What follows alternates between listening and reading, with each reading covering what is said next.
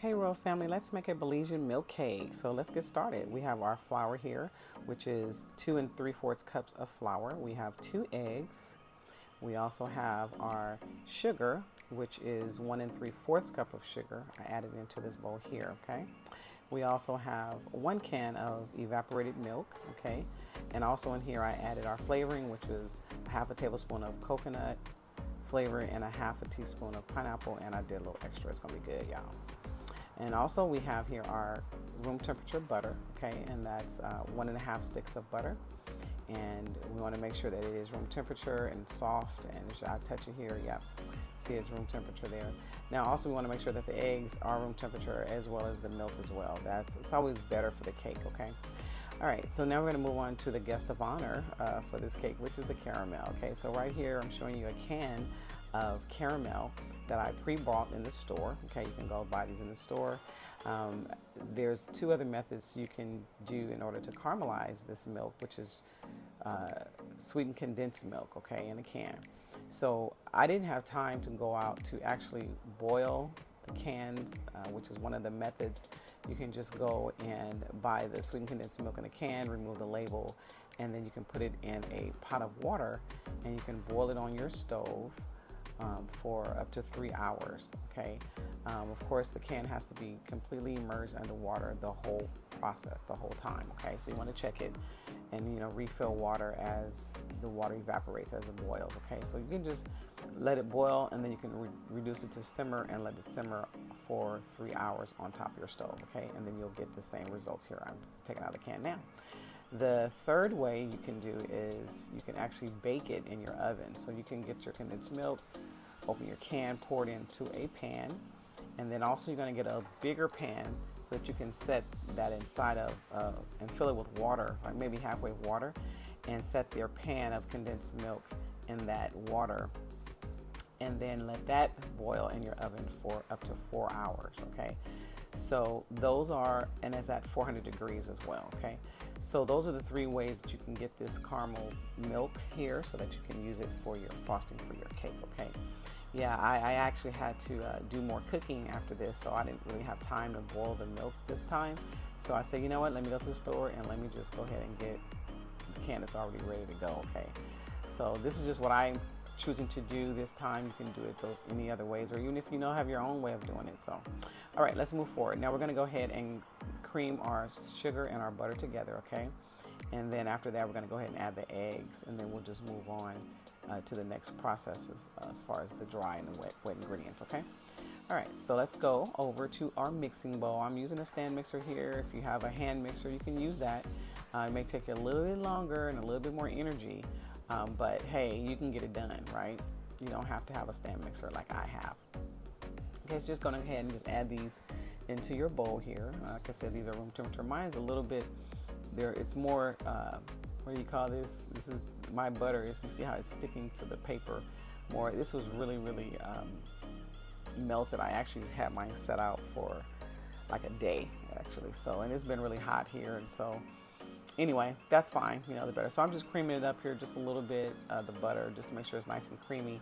I'm going to scrape down my sides because these sand mixers, sometimes these whisks don't touch the sides of the bowls or the bottom of it. So you want to always constantly scrape down your bowl, okay? And I'm going to go ahead and add the sugar a little bit at a time, and we're going to get that mixed up. And of course, you're going to have to scrape down your bowl for sure, because this sugar definitely going to be on the sides. But once you get this nice and cream, just in the middle of your process, you want to go ahead and just scrape down your bowl, and you want to continue to mix. You need to cream this for at least, I'll say about 6 to 8 minutes. You can do longer if you choose to. I'm not doing a pound cake, so I don't have to have it super fluffy, but I just like it fluffy, so I let mine go all the way to like almost 10 minutes, but you can do less than that, okay? So go ahead and scrape down your bowl again. I did scrape it down more than this one time, and you see that the color now, it's a little bit lighter than it was really yellow when you first started. So this is really the consistency that you want for your cakes, okay? You want it to be nice, light, and fluffy, okay? This is just the butter and the sugar, and then I'm going to go ahead and just mix it up again, just make sure everything is incorporated. And then once that's done, we're going to move to our next stage, which is adding your eggs. You're going to slow down the whisk a little bit there, and then you want to add your eggs one at a time, or you can add them both at the same time. It doesn't really matter at this point, only because I'm not, you know, if you're not doing a pound cake. But I still like to do them one by one, because this is just, I like to make sure that the eggs are nice and mixed into the batter.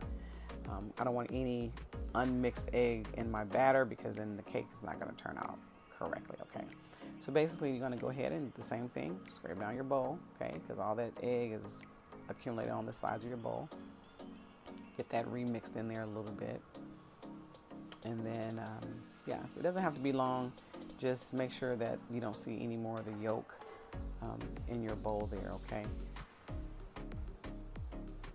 All right, so now it's time to add our flour. Now I'm going to go ahead and add all of the flour in here. Like I said, I'm not doing a pound cake. I'm just doing a regular layer cake here. So you can go ahead and just add. Now you can do it half and half. I typically do it half and half, but this time I didn't.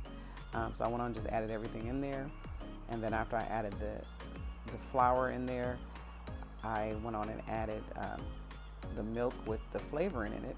Just add that whole thing in there. Now also, I didn't mention earlier, but in the flour, I also added 1 teaspoon of salt, and I also added 2.5 teaspoons of baking powder, okay? That was also included in the flour mix that I did, okay? Just so you guys know that. Okay, so basically I'm just mixing this up. I'm kind of doing this manually right here a little bit, because I don't want to turn on my whisk and then flour flies all over the place, right? So I'm going to go ahead and start it on low and just make sure that it at least gets started there, okay? And a little trick, just if you're using a stand mixer, you want to kind of make sure that you lock your stand mixer. So when you close it down, pull the lever to lock it. It just gives the stand mixer a more secure mixing process, so that it's not shaking all over the place, okay? So yet again, you know, we scrape down our bowl, okay? So make sure you scrape down your bowl, because you want all the flour and everything to be mixed in correctly, okay? So I'm doing that, and you also want to get down to the bottom of the bowl, okay? You want to make sure that you scrape at the bottom like I'm doing here, because sometimes, of course, there's flour pockets down on the bottom that are not mixed in, okay? So go ahead and do this. You don't want to over mix it, but you just want to make sure that everything is blended properly, okay? So then go ahead and give it a little mixy here, a little bit more, and then after that's done, go ahead and stop it. Like I want maybe like 15-20 seconds. And then now we're ready to put them in our pans, okay? So I'm gonna put it in a three pans because I'm doing a 3-layer, okay? I'm using the easy release pan spray here. You can definitely do your oil with flour or butter with flour if you choose to. I just like to do, when I'm doing pancakes, I like to do the spray. For some reason, the cakes just turn out better. They turn out of the pans better, and they don't stick. And these are good pans too, so these are one of my favorite pans I have here. So go ahead and just pour out your batter into your pans evenly as possible, okay? Because some people actually weigh them. I don't really weigh them. You can also use like a 1 cup scoop at a time per pan, just so you can make sure that it's more even than you just eyeballing it. But I'm just eyeballing it here. And I'm just spreading them out equally in the 3 pans here. You can do 2 layers if you choose to as well, okay? I just chose to do a 3-layer because typically the Belizean milk cakes, they're done 3-layer instead of 2-layer. And sometimes they're even in the pan. I mean, it just really depends on how you want to make your Belizean milk cake. But this is what I chose to do. I know I was talking to my husband, and he was like, well, you got to make sure it's 3 layers, you know. So I would have just made 3 layers for this particular cake. Okay. So just get all your batter out. Okay. You know, I always say no batter left behind. Okay. So go ahead and get that out, and go ahead and just start to spread this out evenly in each pan. You want to make sure it's smooth out so that every part of your cake is baking evenly. Okay. And then you'll do that just for all 3 pans, okay? I know this process, I kind of went through the whole process here and making sure that it's nice and even. And I also want to take this time to say thank you and welcome to our new Royal Family subscribers. It's so good to eventually get to know you all. Thank you for subscribing to our channel. I mean, you could have been anywhere, you could have did anything, you could have not have subscribed, but you did. And thank you for coming back, actually, you know, and seeing us and seeing the newer recipes that we're putting on and all that. So welcome to the family. We appreciate you guys, and thank you so much for all your support here. Okay, so now after we've smoothed that out, we're going to go ahead and just do a little shaky, pat to release bubbles. We're going to do the shake to even make sure that it's even in the pan. And you want to tap it on the counter, get your air bubbles out as much as you can. And then after this, I also like to, which you'll see here shortly, I like to put like a little well in my cakes, in these layer cakes, because sometimes when you put them in the oven in these pans, sometimes the middle of it has more batter and it swells.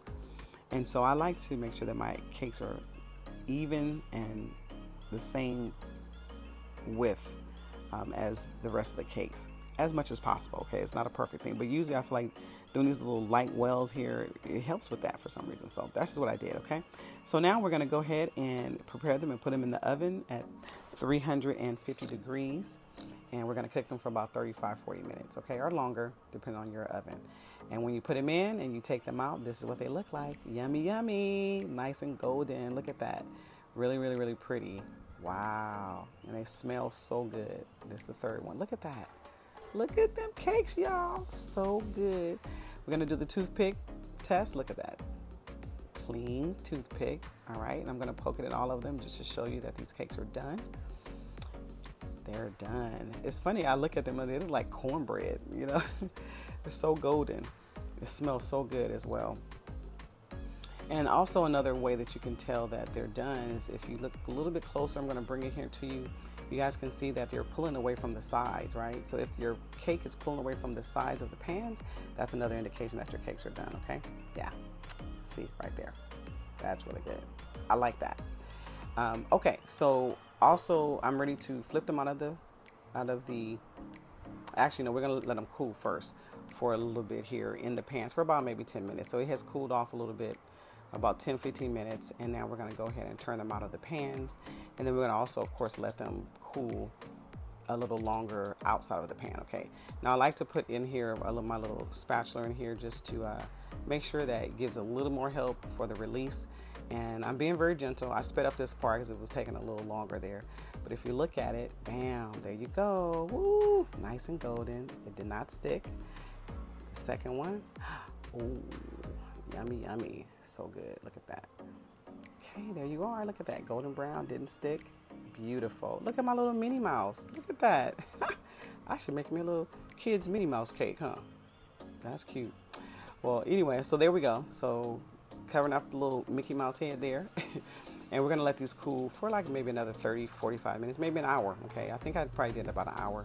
So there we are. They're nice and cool now. We're ready to plate them and put our caramel on top. So I'll go ahead and plate them here. And I like to start with my bottom one right side up. And then I get all of my caramel off my top. I don't leave no caramel behind. Scrape that on off. And then we're going to go ahead and prepare the caramel. I'm going to go ahead and just mix it up here a little bit, make sure it's nice and creamy before I start.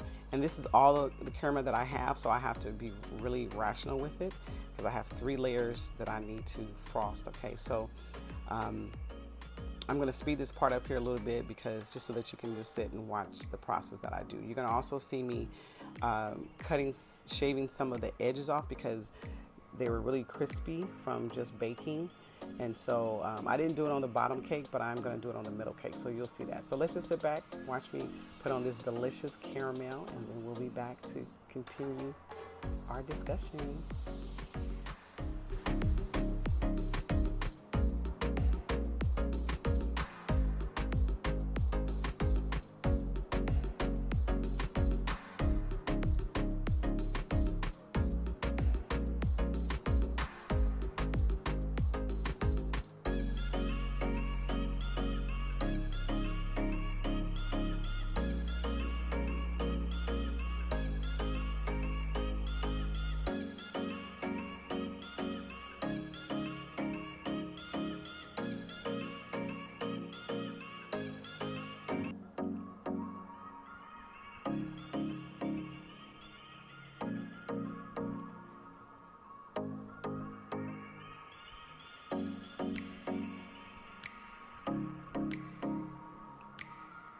And just a little note here, you see I put some of the caramel on top of the cake and let it sit there for a minute because I wanted to make sure I had enough to cover the sides as well as the top. So that's just another way if you want to savor it, make sure that you have enough frosting. If you think you don't have enough, then make sure you put some on the top like that just to have it wiggle it around, okay?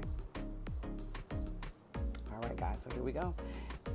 It is done. Look how perfect that looks. Ooh, and look how good and yummy. Oh, it makes me want to take a bite right now. Ooh, up close and personal. There you go. Take a look. Yum, yum. So good, so good. Let's cut it, all right? Let's cut it real quick. We're going to show you guys exactly what it looks like. Look, it's cut very, very soft, very moist. Look at that. Wow. So let's take a look. Here we go, nice and golden. And almost the cakes are the same size almost. The bottom was a little smaller, but look at that. Wow, it's so good, so good. And I'm gonna show you how soft it is. Just take one more look here. So look, see how soft, look soft. Look how soft and moist it is. Wow, look at that. Nice and golden, the caramel is nice and thick. So good. I'm gonna go ahead and cut a little piece here so you can see how soft it cuts. Yes, very moist. Very moist. Wow. Yeah, you guys have to definitely try this cake. It turned out amazing, very good, very moist and soft. Like I said, you can use any flavoring you want. Like I chose pineapple and coconut flavor just because I know I was doing a Caribbean, Belizean type. I tasted it. It is delicious. Wow. Look at that. Well, you guys have to try this cake. There you go. The Belizean milk cake. So good. You're going to love it. Okay. Please like, comment, and subscribe. Until next time, we will talk to you later. Love you guys. What in God's delicious name. Bye.